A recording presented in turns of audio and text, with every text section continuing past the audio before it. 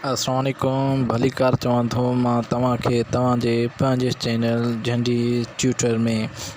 जीअं त पोइ वीडियो में तव्हांखे मूं ॿुधायो हो policies of PhD and JST। अॼु इंशाअल्लाह असां स्टार्ट कंदासीं पहिरीं वीडियो क्लास 1 जी आहे। जेके सब्जेक्ट मूं खयो आहे सभ खां पहिरियां उहो आहे असांजो एस सम्झोसि या GK, छो त 1, 2 ऐं 3 में GK आहे, उन खां पोइ एस आहे 1 खां वठी इंशाअल्लाह असां इहो 10 क्लास इहो पहिरियां पढ़ंदासीं। त उन में सभ खां पहिरियां तव्हां ॾिसो त इन में पहिरियों तव्हांजो मूं इहे सभु नोट्स कढिया आहिनि 1 क्लास मां। क्लास 1 जो आहे त Quran is Holi book of Islam. Quran जेको आहे इस्लाम जो पाक जेको आहे सो किताबु आहे। बाइबल इंजील is the holy book of Christian. हज़रत ईसा बाइबल इंजील जेको आहे हज़रत ईसा अलैहिस्सलाम ईसाइन जो होली बुक आहे जेको हज़रत ईसा अलैहिस्सलाम जो नातो।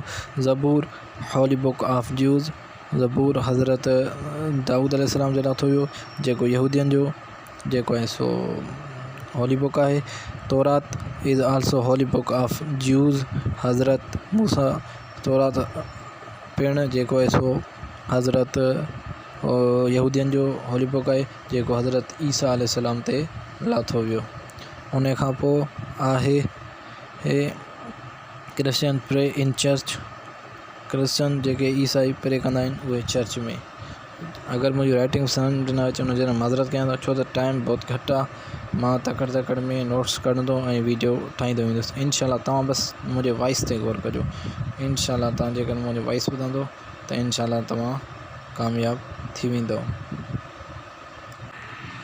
क्रिश्चियन जेके प्रे कंदा आहिनि मतिलबु इबादत कंदा आहिनि चर्च में।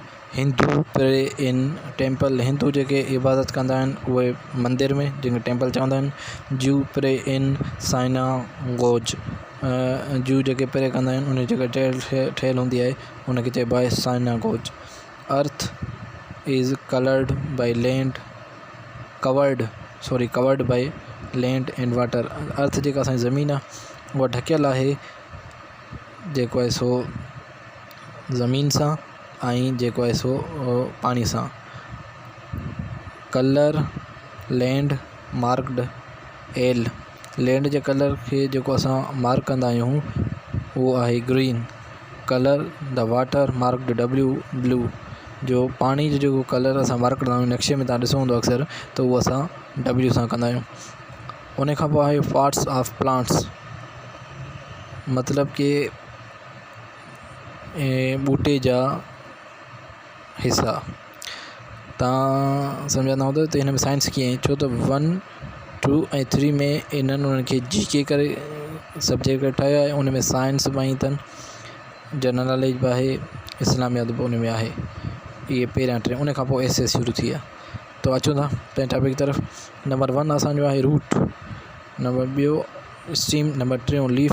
Number 4 flower. ये जेके 4 आहिनि असांजा जेके सो पार्ट्स ऑफ प्लांट्स आहिनि। Rabbit home called burrows in ground.